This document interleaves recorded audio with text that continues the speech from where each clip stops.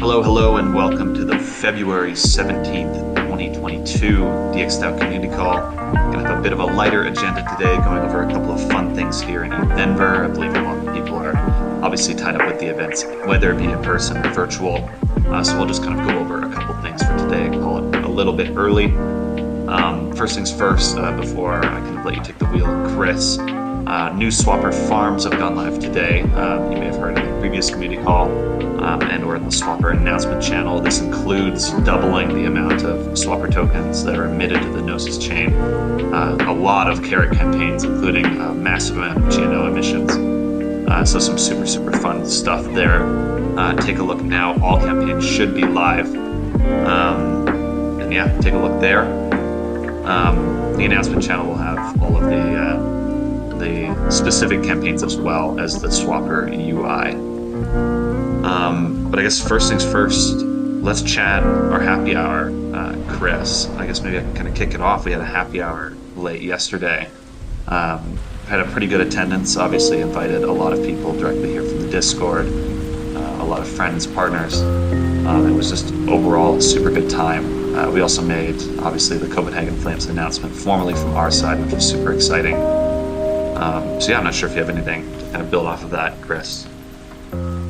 Yeah, it was a really good kind of, environment, setting that was about, DXdao coming together in a lot of different ways. So yeah, as I said, it was fun associating Discord handles with people, first time seeing different people. And then it was also fun to kind of see different parts of the ecosystem that maybe I'm familiar with working with individually to also kind of cross paths, because there's a lot of different people that are and kind of stakeholders in the DXdao ecosystem, and I think we can continue to kind of grow that environment and some cross collaboration that doesn't necessarily have to happen through the formal governance process, but just kind of fostering that community. And I think last night was a really great example of that. The Copenhagen Flames stuff was dope. I am a boomer when it comes to esports, but I'm like going full in.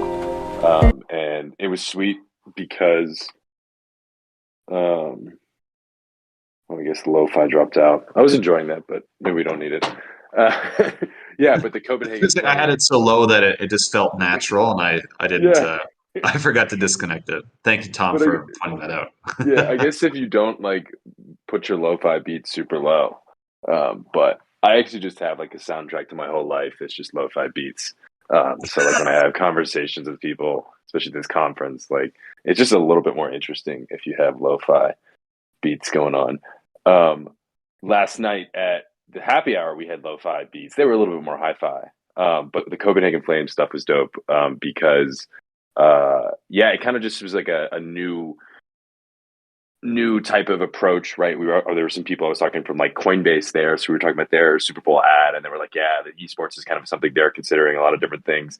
They were replaying one of the games, I'm not sure how you refer to esports competitions, from a couple days ago against another team. And it was funny because that other team, on their jersey in the same spot that the DXdao jersey is on the Copenhagen Flames, on this other team's jersey is crypto.com, which was like kind of cool because it was like DXdao and crypto.com. And then also very cool because the Copenhagen Flames beat that other team. So DXdao beat crypto.com, which is pretty cool.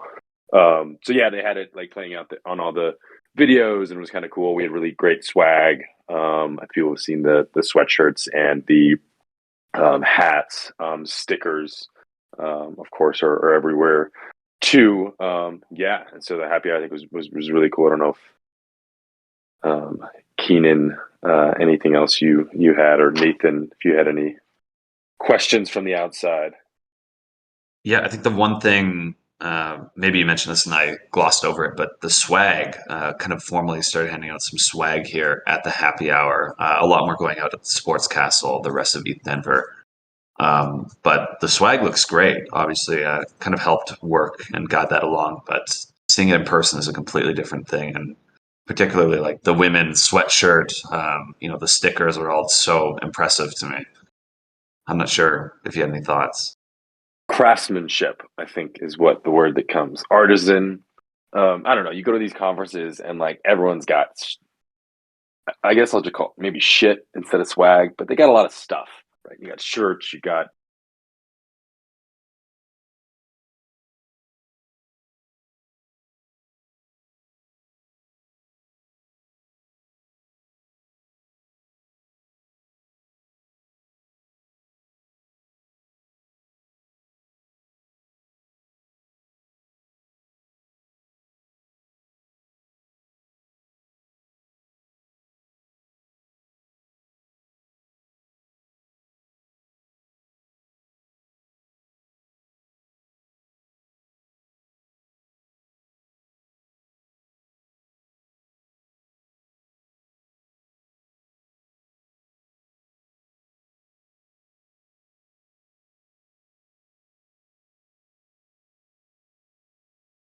pens. I think we'll talk about that in a second. But in regards to swag, I liked when we were on the stage because we were each wearing DXdao swag, but none of us were wearing like the same one.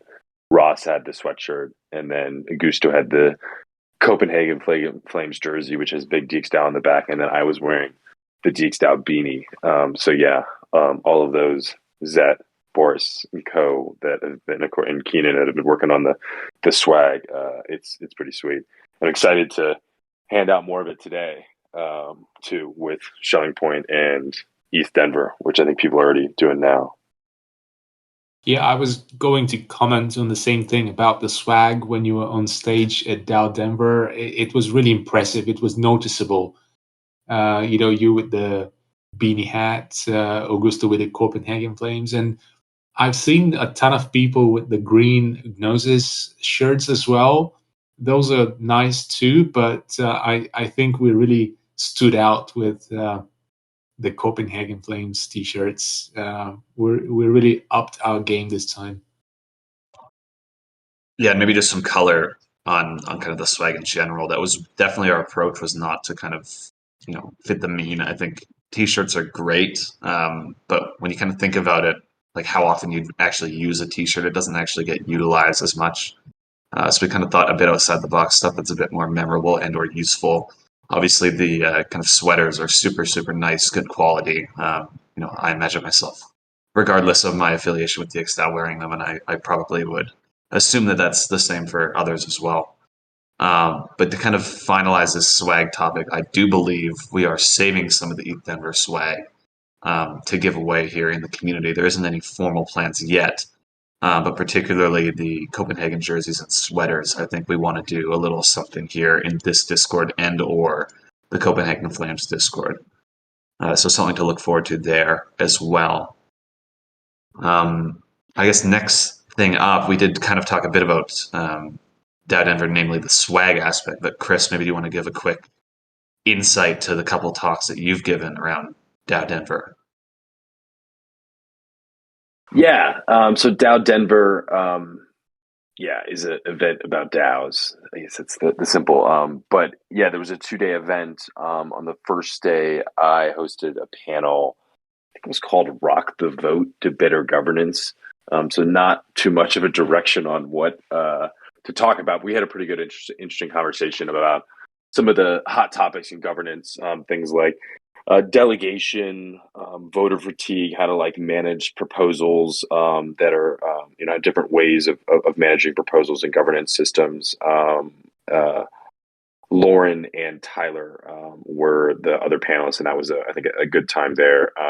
Was wearing actually an old DXdao swag shirt, the one from ETH Lisbon that had the definition of DAO on it there, which I thought was nice. And then the next day, we gave a presentation on Governance 2.0. So I think those in the community may be broadly, familiar with Governance 2.0, this idea of unified reputation and DXD governance, unified, non-transferable, and liquid governance. It's something we've been talking about for a while, been building, but we're also trying to communicate that message and spread it more broadly, and maybe even trying to memify it a little bit.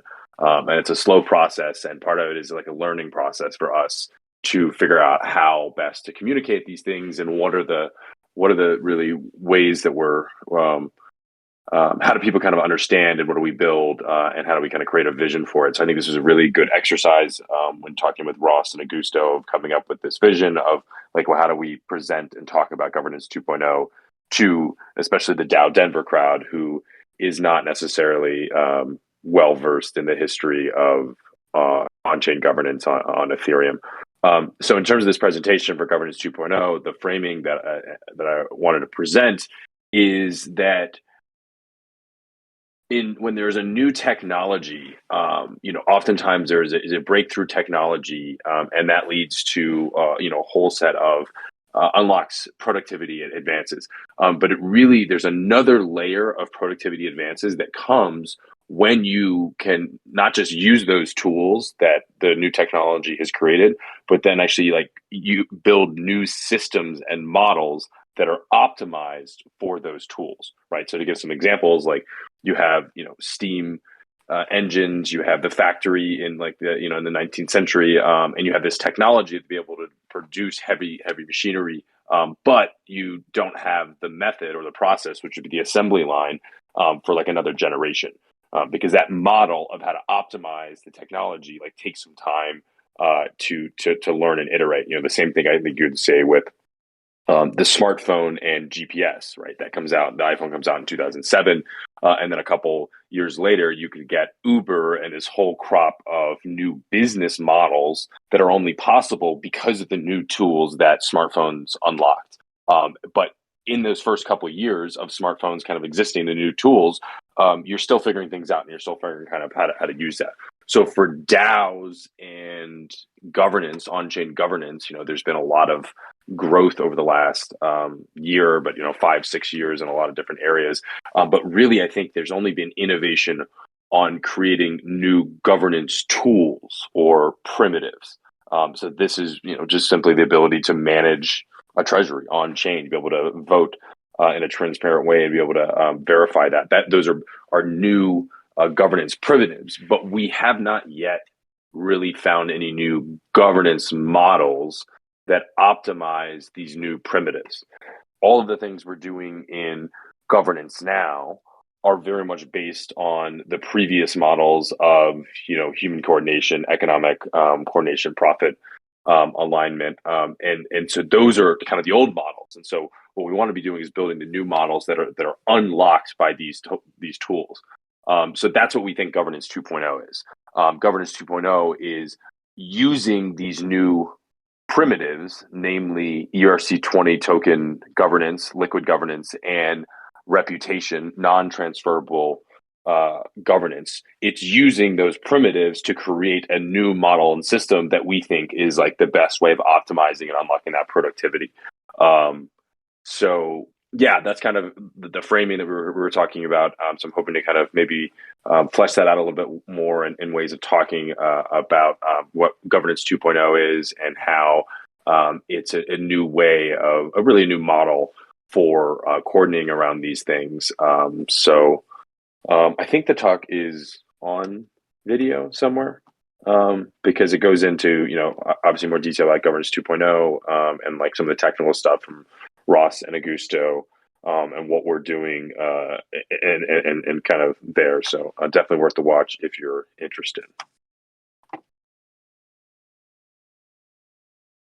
Excellent. Thank you very much, Chris. Yeah, and I can confirm it was recorded. Unsure exactly where that's held right now. It might just be in the total live stream. I'm not sure if that's what you were going to say, Nathan. Yeah, I can confirm, and also wanted to mention how the host himself, Igor, ended the talk by saying, telling the audience, by the way, guys, if you don't know DXdao, check them out. They're doing everything on chain, and I don't know anyone else doing it. So yeah, we are making a lasting impression on folks that are new to the ecosystem and are yet to familiarize themselves with all of the DAO tooling. And it makes one feel proud about the hard path that DXdao has taken throughout the years by not compromising on decentralization. I had a an interview with a couple of university students from Sweden, from Linköping, yesterday. It took, like, initially we thought it's going to be half an hour chat, and it took whole 2 hours, and they were baffled at how amazing DXdao is, and how in their research that they're conducting, they haven't met any other organization doing this. And it's not just about the crypto ecosystem. It's actually important on a global evolutionary scale for humanity. We're doing this proof of concept, and it is successful. So, yeah. Could you confirm it was Igor that shilled DXdao at the end of his speech? Yeah. I don't think I caught it. Rogi. Yeah, Igor. Yeah. But that was the guy that was DXdao Denver, Igor, not former DXdao Igor. Oh, who yeah, was yeah. who No. was at the happy hour though? Who was Yes, at the happy yes. hour? And we did see speak, and I think actually might have even said like something about DXdao, not like it was the best one, but mentioned it in his talk. But yeah. Okay, cool. Yeah, I was a bit he's confused. liaising with a researcher, well-renowned scientist doing research on swarm AI, and he's very much interested in the collective intelligence and such, and that's why they are taking a different approach to what DXDAO is doing. A lot of people are comparing us to the flashy Web2 centralized fintech apps, and they want to compare us with them, whereas more like knowledgeable, laid back people coming from the university and research environment, they're paying attention to the underlying technology and the potential it holds for the future, and they know that what we're doing is significant. They don't just look superficially on the surface.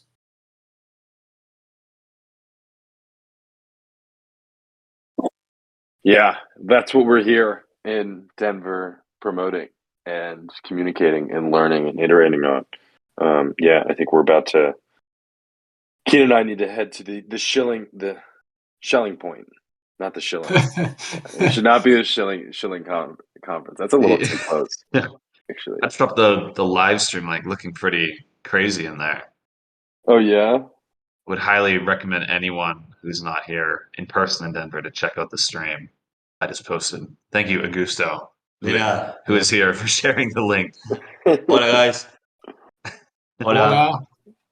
So when I was like shilling DXdao to everyone here in Denver, what I'm using a lot is the word anarchy and liberation, and hardcore decentralization, and everyone likes it. I think that we are the most anarchist DAO around, and that's one way to describe it.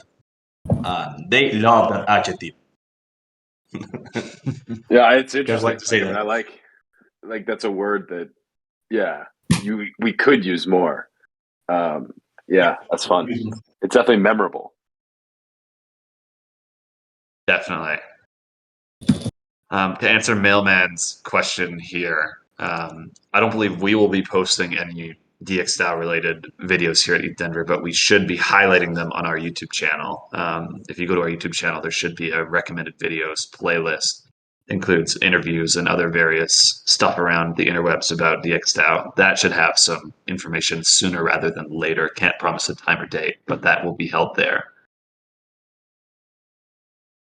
Cool. Yeah, any final, I see another question here. Have you guys poached any new contributors from other teams? That's a good question. I don't know, and not yet, but it's more of like an attraction. You have to, like a beam, work on it. But there's a lot of people here. It's really fun to kind of talk with people. Not kind of poaching, but as I said, there's a lot of people in the DXdao ecosystem that we can just all kind of work more together just by communicating more and kind of interacting. And that's other projects that we have relationships with, ones that we're developing relationships with. So yeah, there's a lot of good good interaction here.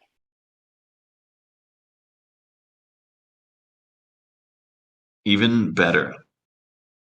Agreed. I found the recording. I Oh, posted it excellent. in the chat. Yeah.